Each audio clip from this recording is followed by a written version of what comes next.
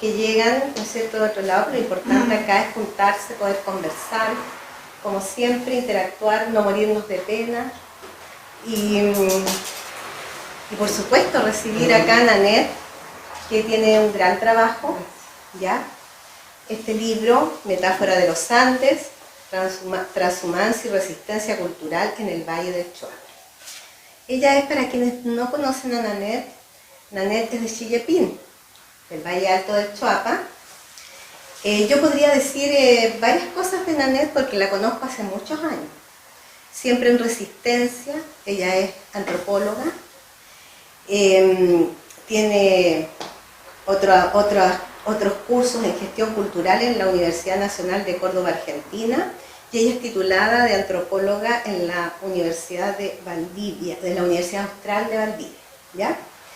Y bueno, ha participado en diferentes equipos de investigación y por supuesto lo importante es que Nanette, los trabajos que ha desarrollado lo ha hecho en nuestro territorio, ¿ya? Es nuestra y de nuestros territorios, y eso es lo que nos convoca principalmente hoy día, poder recibirla para que nos cuente respecto de esta investigación que ella hizo, y creo que ya todos y todas queremos escucharla. También Nanette ha trabajado en un programa FAO, ¿no?, de la ONU, ¿ya? De cultura y alimentación. Y bueno, en la actualidad está concluyendo estudios de magíster, están concluidos sus estudios de magíster en arte y patrimonio. También quiero decir, ¿no es cierto?, como yo conozco a Nanette desde hace muchos años, es una amiga, ¿ya? Hemos estado juntas en muchas oportunidades, en muchas actividades, y a propósito, ¿no es cierto?, de todas esas otras situaciones que nos han convocado, también queremos hacer un saludo, porque pasó acá en Illapel el 1 de mayo sin pena ni gloria. No pudimos levantar copas ese mismo día y brindar por los trabajadores y trabajadoras del mundo. Las fechas como que se van olvidando.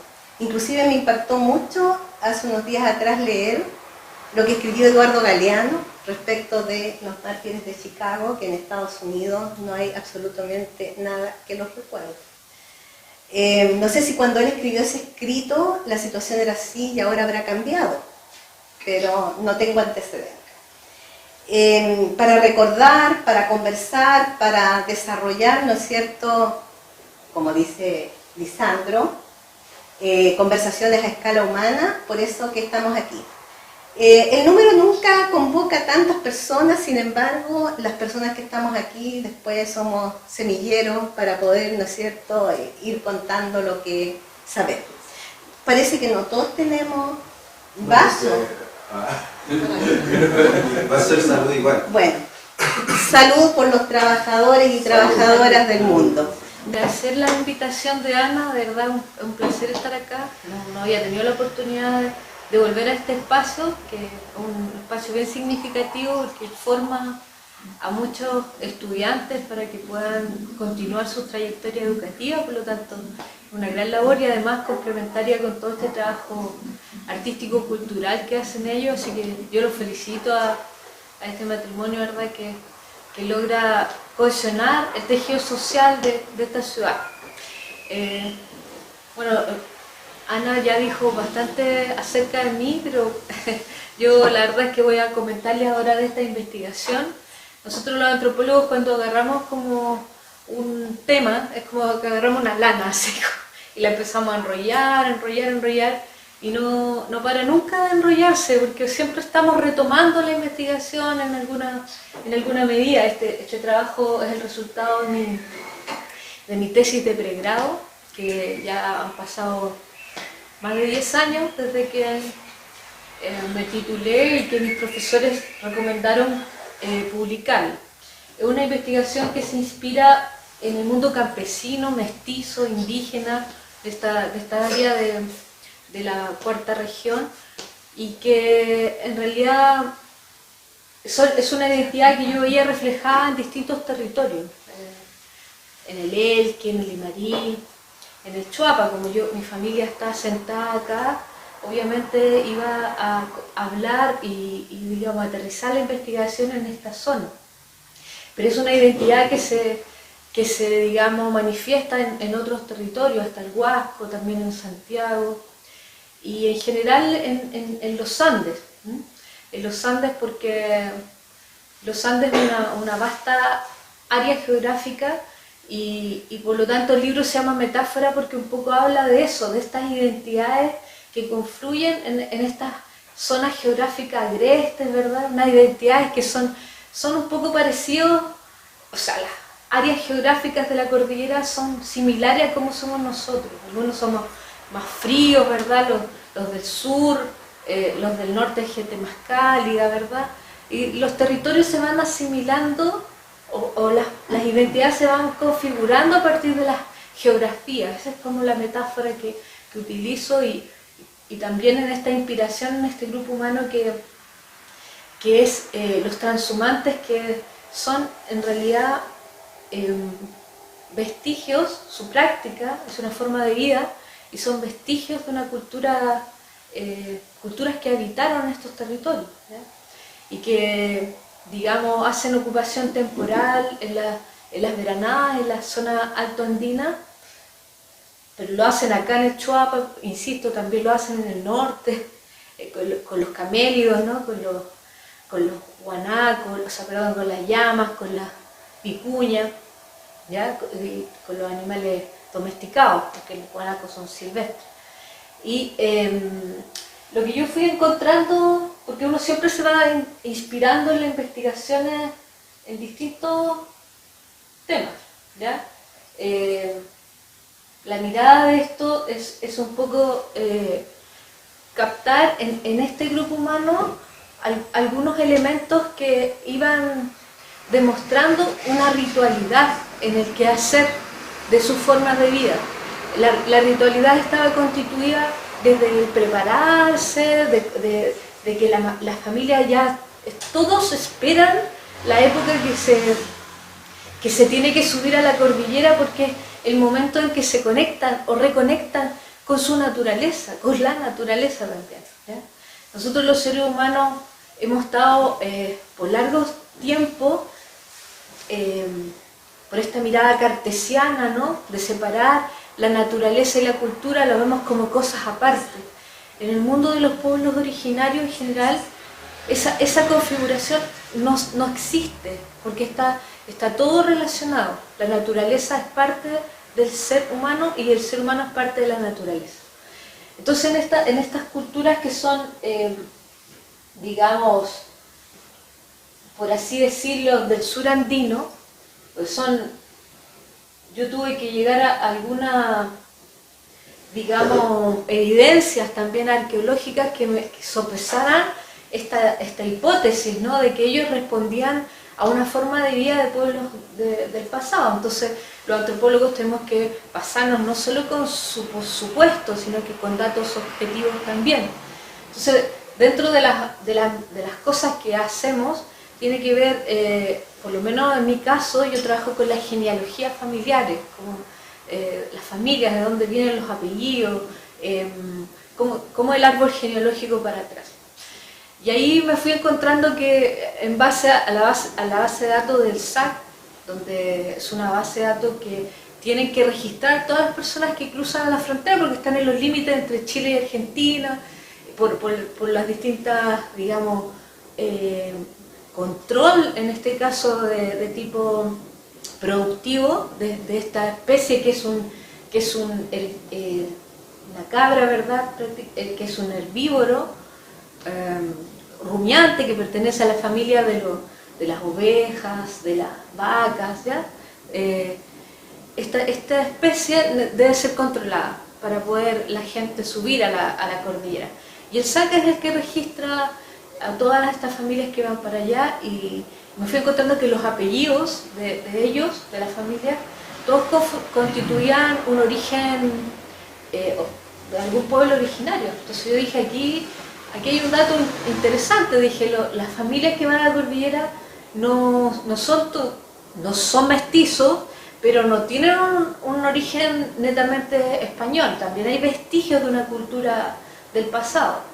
Y allí me fui como a la evidencia material, ¿no? ¿Qué antecedentes uno encontraba en el territorio que diera cuenta de que aquí había una forma de vida que tenía una continuidad en el tiempo? Y claro, evidentemente en algunos sitios, si ustedes se fijan, ese personaje allá tiene la oreja muy grande, son dos sitios distintos, pero está enlazando a un tipo de camello, si se logran fijar. En el lado de acá también está, esa imagen está en el libro, o sea, no se nota muy claro acá, pero también con las orejas grandes y de poner atención, ¿verdad? Está lanzando, pero ya con un aspecto como visionario, con dos cabezas, ¿no? Y efectivamente los buenos de cabra. Dice, ¿qué más objetivo que el sitio por donde pasan, sitio arqueológico, está siendo usado hoy en el presente por ganado que obviamente la cabra es una especie introducida, no es una especie que existió acá, la trajeron los españoles, pero acá se practicaba con la domesticación de animales con los camelios que había, ¿no? Que era la llama, ¿cierto?, la alpaca, y probablemente, pero es algo que algunos arqueólogos podrán cuestionar, los guanacos, ¿eh? También podían quizás enlazarlo, convivir con ellos de una manera superior a lo que pueden hacerse hoy. ¿Por qué? Porque los enterratorios, por ejemplo, del olivar, aparecen tipos de camellos que no son precisamente llamas o alpacas, ¿ya? Entonces, me fui a eso tan para atrás solamente para comprobar que efectivamente estas familias tenían una trayectoria, una herencia. Y ahí me fui acercando a ellas, ¿no? A las mujeres, porque si bien también venía como toda esta discusión de que hablaban siempre de los arrieros, los hombres, ¿verdad?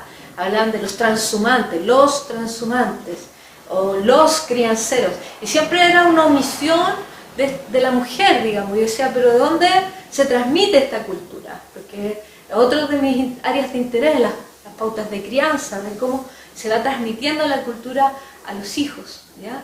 Y así las abuelas a los nietos, y así sucesivamente.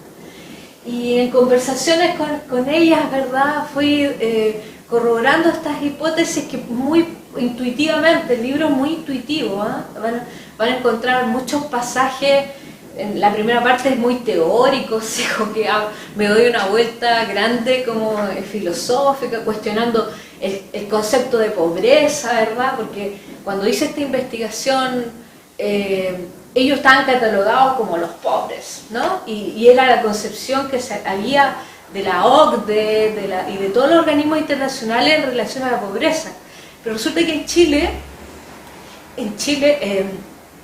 a través de algunos investigadores, ¿verdad?, precisamente del Austral, ellos empezaron a introducir el concepto de una pobreza multidimensional. Entonces, porque estos organismos internacionales solo lo basaban en tres aspectos: probabilidad de nacer,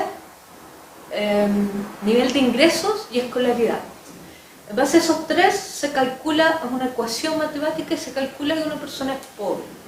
Pero en Chile, a partir del modelo económico que nosotros vivimos, estos investigadores plantean y hacen cuestionar esta mirada de la pobreza. Entonces instalamos la pobreza multidimensional. Hay muchos aspectos que van a conducir a una persona Entonces toda esta primera parte del libro es bien así como complejizando el propio concepto, que ustedes pueden ahí revisar. Y bueno, y me fui dando cuenta que en realidad ellos no eran pobres, eran inmensamente ricos, porque tenían una riqueza espiritual que el resto de las personas no tienen. ¿Por qué? Porque ellos lograban desconectarse de las pautas de consumo, del mundo acelerado, ¿verdad?, de tener, de comprar, ofertar, etcétera, de la oferta y la demanda, para irse a la cordillera por periodos largos. Obviamente también es una forma de economía, porque venden sus quesos, ¿verdad?, pero también logran desconectarse porque arriba no hay internet, no hay televisión, ¿verdad?, a lo más tienen unas pequeñas radios. y de esa manera se comunican con el mundo de lo que va pasando, pero más que nada se envía comunitaria. Entonces el libro va teniendo distintos matices, distintos alcances, ¿no? En principio, como les decía, fue también parte de unos informes de la Organización de las Naciones Unidas para la Agricultura y la Alimentación, donde me pidieron caracterizar a la gente de este valle, y yo trabajé con estas personas, de los crianceros, los transhumanos y las transhumanas. Entonces, eso permitió esta caracterización. Después se transformó como en que el Estado de Chile me pide que haga un expediente participativo con los crianceros y crianceras para hacerles un reconocimiento. Entonces tuve que actualizar la investigación con otros grupos humanos distintos a los que yo había trabajado con el libro, digamos, al principio. Y también están incluidos ellos dentro del expediente del Ministerio de la Cultura. Entonces me fui dando cuenta, volviendo al tema como de la crianza, ¿no? Que estas personas, estas mujeres, ¿verdad?, habían estado siempre invisibilizadas de aspectos productivos incluso, de que no se hacía referencia a ellas cuando en realidad eran las que más posibilitaban que esta cultura se siguiera reproduciendo, porque finalmente eran ellas las que criaban a los hijos, las que les transmitían este interés por criar a los animales. Y no solo eso, ellas también tienen esa sensibilidad de tratar a estos animales como sus hijos también, ¿no? Como que ellas no pueden, tienen una simbiosis, no pueden, cuando tú le quitas las cabras a una criancera y después no saben qué más hacer, digamos, porque es como que le quitan a su familia. Entonces, fui dándome cuenta de que había también este elemento que tenía que ver como con la edad avanzada de ellas, ¿no? De que cada vez había menos gente joven dedicada a esta área, a este aspecto productivo, pero también cultural. Entonces, como había menos gente de más edad, yo dije que era necesario registrar lo que ellas pensaban. Y fíjate que fui encontrándome con que precisamente yo le preguntaba: ¿y usted de quién aprendió? De mi abuelita. Entonces después yo iba donde un transhumante masculino y le preguntaba: ¿de quién aprendió? De mi abuelita. Siempre era como una línea maternal, ¿no? La abuela o la mamá. No, nadie ve, eran muy pocas personas en realidad estadísticamente que decía que era el padre el que le había enseñado el tema de los animales, sino que más bien siempre era de la abuelita. Y ahí fui diciendo y sosteniendo que efectivamente esta hipótesis de que estábamos hablando de un grupo, de una continuidad cultural, de un grupo humano que en este tiempo, digamos, estaba siguiendo una forma de vida por huellas que estaban simbolizadas estratégicamente con petroglifos, incluso antes de que ellos mismos supieran de quién los hizo, ¿no? Ellos recorren las mismas rutas que hicieron sus antepasados. Bueno, y dentro de este grupo humano también me fui dando cuenta que el nivel de autonomía que ellos desarrollan por hacer esta forma de vida es un nivel de autonomía que les implica hacer todo el proceso, digamos, si necesitan ropa deben saber hilar, deben tener ovejas para hilar la lana, tejerla en los telares, ¿verdad?, para hacer sus alforjas, para ir a la cordillera, tienen que saber tejer los cordones para los aparejos, para hacer las monturas, o sea, las vasijas de barro, todo el conocimiento, una diversificación de elementos materiales que dieran cuenta de que la forma de vida que ellos llevan no les implica, o sea, que tienen que solucionar en una autonomía completa. Yo dije, aquí hay un elemento interesante, dije yo, cuando los seres humanos estemos en un nivel de escasez, ¿no? Que es algo que hay que pensar también, que estamos en una crisis climática y ya, por ejemplo, esta provincia está declarada como una zona de escasez hídrica, que no es lo mismo que la sequía, porque la sequía, dicen, hay una sequía de 10 años prolongada, dicen mega sequía. Pero resulta que ahora los conceptos no es solo sequía, ahora estamos en una escasez hídrica, o sea, que la disponibilidad hídrica va a la baja. Y estas personas suben a la cordillera a zonas que solo ellos conocen que hay fuentes de agua, ¿verdad?, donde pueden situarse en sus posturas, ¿no?, o veranada le llaman otros, para poder mantenerse con el ganado. Y tienen un manejo, digamos, ecosistémico que les permite dejar descansar 6 meses la naturaleza en invierno, porque nadie puede vivir en los Andes humano, ¿verdad?, 6 meses. Tiene que estar, porque el invierno es crudo ya, y tienen que estar 6 meses acá abajo. Por tanto, me fui dando cuenta que ellos respetan la biodiversidad, ¿no? Tienen las cabras comen, son rumiantes, van comiendo algunas especies, van depositando con los mismos guanos en las mismas zonas ahí, y eso rebrota porque descansa 6 meses.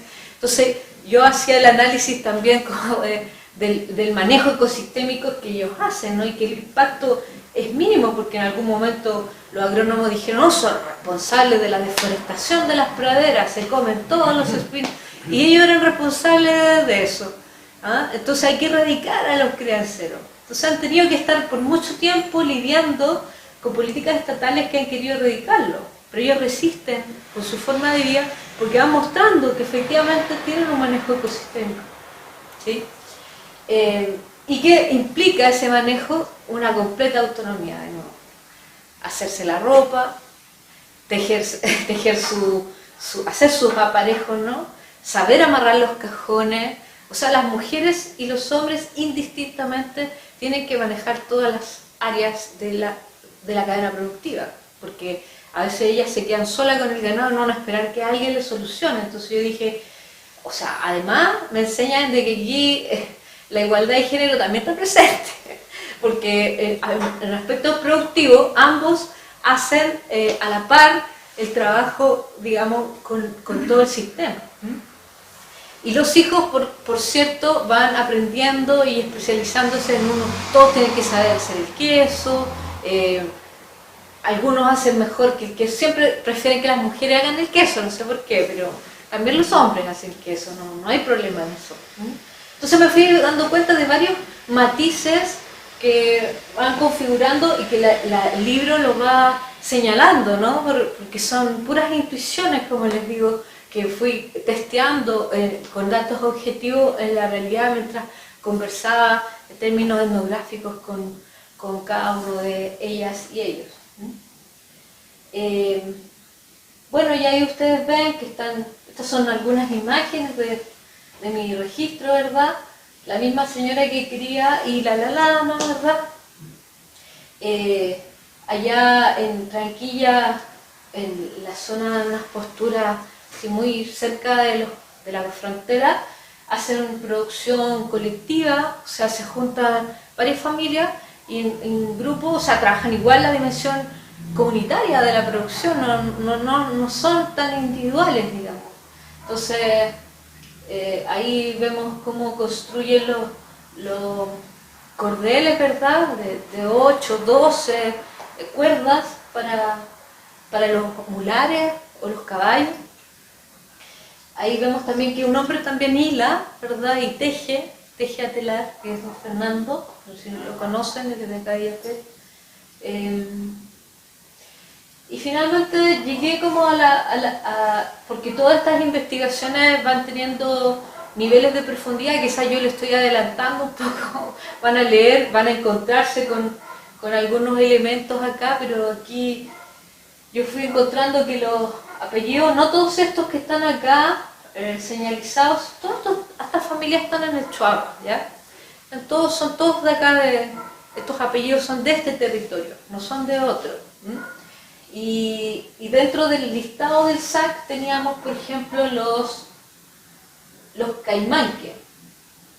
que para la escritura mapudungún son los Cañú Antú, sol emplumado. Esa es la castellanización. Estaban los Romanque también. Roy Manque, cóndor de la rama. Los Yanca, Yanga, cuenta de piedras. Payacán, Payacañú, plumaje de la espalda. Entonces, ¿cómo un territorio va a ser de otro lado? O sea, ¿cuántas familias llegaron de otro lado? Si viven acá, crecieron acá, heredaron un apellido por su familia, no están castellanizados, no les impusieron un apellido por los encomenderos. ¿Por qué? Porque ellos quedaron aislados, trabajaban allá arriba, no se vinculaban con el mundo y del inquilinaje prácticamente, ¿no? Porque eran los que estaban más desplazados finalmente. Entonces ellos desaparecían 6 meses y volvían, digamos, a la vida de la época del fondo, a trabajar como inquilino, pero siempre tenían estado que iban a la cordillera por mucho tiempo. Entonces el apellido se conservó en esta familia. Bueno, también estaban esos son los Manque también, que es cóndor. Casi todo el Choapa está lleno de Manque, de familia Manque. Y bueno, finalmente decirles que la práctica de la transhumancia, arriería o crianza caprina, seminómade digo yo, porque están, algunos me dicen, no, si no existen los nómades, ya no, son seminómades porque están 6 meses allá, 6 meses acá.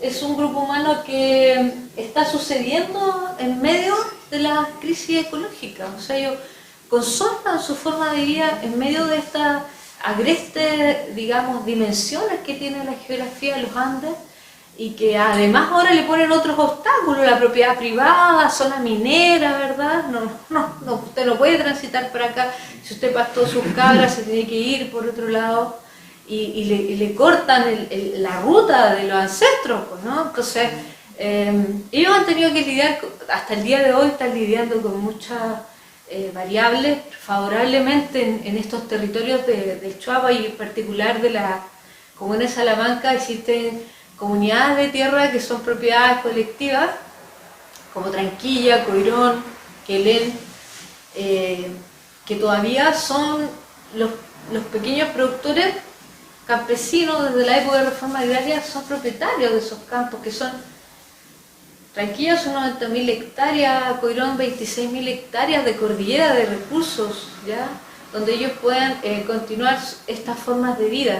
Pero también tienen grandes conflictos, digamos, ahora, después con la contrarreforma, las personas que se dedican a la crianza, básicamente fueron desplazados de la propiedad, siendo asignatarios también. Entonces aparecen en la figura de propiedad colectiva en los campos para pastorear animales, pero sin parcela. Entonces, hoy hay una complejidad mayor debido a que hubo digamos, abusos de parte de, si eran 90 asignatarios, 60 quedaron con tierra y los otros sin tierra y solo con acceso al campo común, ¿ya? Y lo que pasa en Cuncumén, que perdieron todo, digamos, Chillepín, perdieron todo el campo común. Entonces, el libro también da cuenta de eso, del proceso de reforma, contrarreforma, y contextualiza en este viaje intuitivo que son de inspiración ellos, la historia también de este lugar y las identidades que había, los personajes que existían, los poetas que habían, ¿ah? Que eran poetas que habían llegado desde porque aquí siempre han sido transhumantes un poco. ¿Ah? Iban a las salitreras, volvían, ¿ah? Se casaban allá o se llevaban a la señora para allá y un poco esa búsqueda por sobrevivir fue configurando personas que tuvieron también herramientas sociales, políticas y de conciencia crítica para entender la realidad sociopolítica del país y contarle a los demás campesinos que se organizaran, que no podían ser explotados, etc. Todo eso también da cuenta el libro y entre ellos rescato la memoria, ¿cierto?, de Juan Bruna, que fue un poeta calichero campesino de esta zona, pero hay varios más, digamos. Lo que pasa es que no tenemos registro de ellos. Favorablemente en esa época vinieron algunos profes de historia, estudiantes de la Universidad de Valparaíso en ese tiempo, y los registraron, igual que la Violeta, con estos discos grandes, sus voces, y lograron salir al exilio con estos materiales, y por eso conocemos más a Juan Bruna, pero había muchos más probablemente. Y bueno, la Violeta los pudo transmitir a través de los mensajes de los poemas, ¿verdad?, que ella recopiló, las décimas, que recopiló de estas zonas también, del canto de lo divino. Pero este poeta popular era evidentemente una persona que instruía a las personas, y dentro de esta espontaneidad del verso y de la rima podía contar la realidad y organizar el mundo campesino. Así que decirles que el devenir de esta cultura local implica lidiar con nueva gente en su práctica, como les decía, y su resistencia a esta forma de vida en términos adaptativos a la crisis climática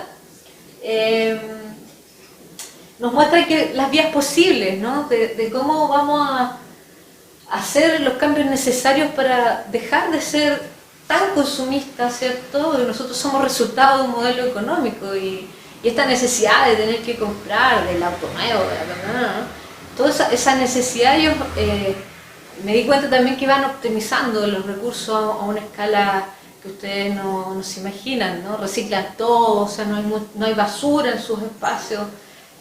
Bueno, no vamos a generalizar, pero sí, al menos con los que yo trabajé era gente muy limpia, digamos.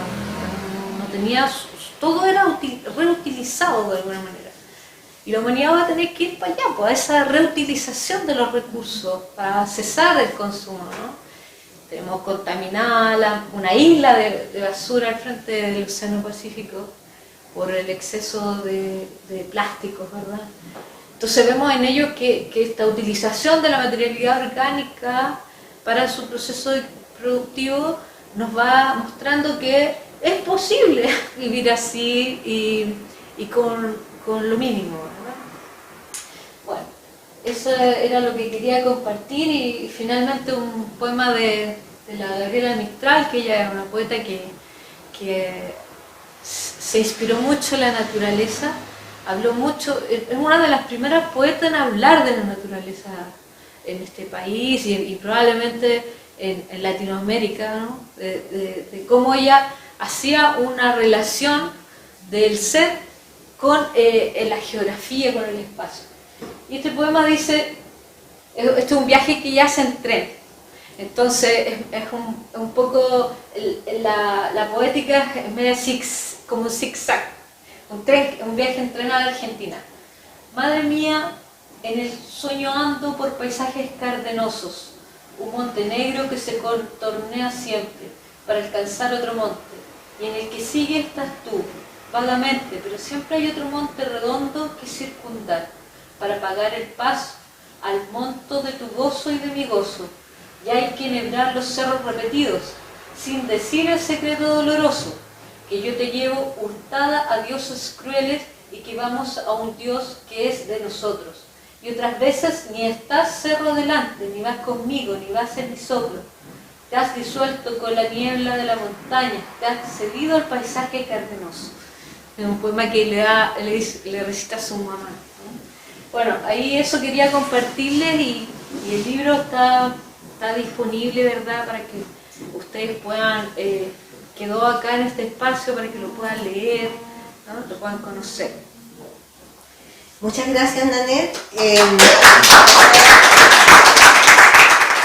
Bueno, lo que me encontré es con las identidades territoriales que existen en la provincia y que están en las genealogías de las familias de hoy. No llegaron, digamos, de otros lados, sino que viven acá, han existido, han preexistido en otras épocas, y los vemos en esta práctica como una continuidad cultural de estos ancestros que digamos, como dato objetivo están dentro de los apellidos, muchos de ellos picunches, otros diaguitas, otros aymaras, multiculturales, porque es un valle multicultural. Entonces encontré en esas identidades de transhumantes, de gente seminómade, porque fíjate que los mapuches hasta finales del siglo XIX eran nómades. Después con las reducciones de tierra empezaron a ser sedentarios, digamos, los redujeron a 20 hectáreas.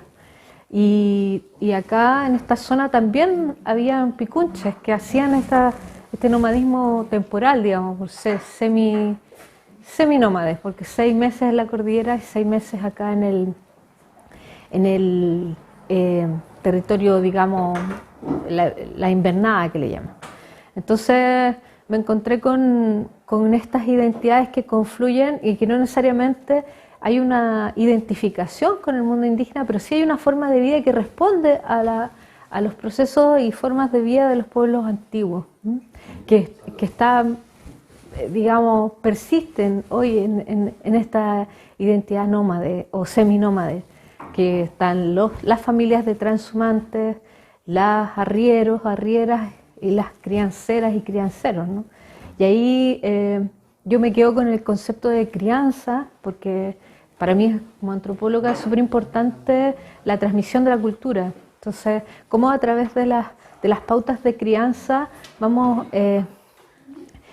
digamos, legando a los niños las mejores formas de vivir. Y ellos representan de alguna forma un modo de vida ecológico en armonía con la biodiversidad, porque hacen descansar el área productiva 6 meses, ¿no? En el invierno. Entonces vuelven solo en el verano. Así que, ¿qué más ecológico o biodiverso que eso, de dejar la naturaleza tranquila, que se vuelva a su ciclo? Como siempre, Lisandro, acá tratando de hacer estas actividades a escala humana, como dices tú. Yo siempre tomo eso que tú dices, porque la necesidad existe para no morirnos de pena, para poder seguir desarrollando, ¿no es cierto?, estas actividades culturales, literarias.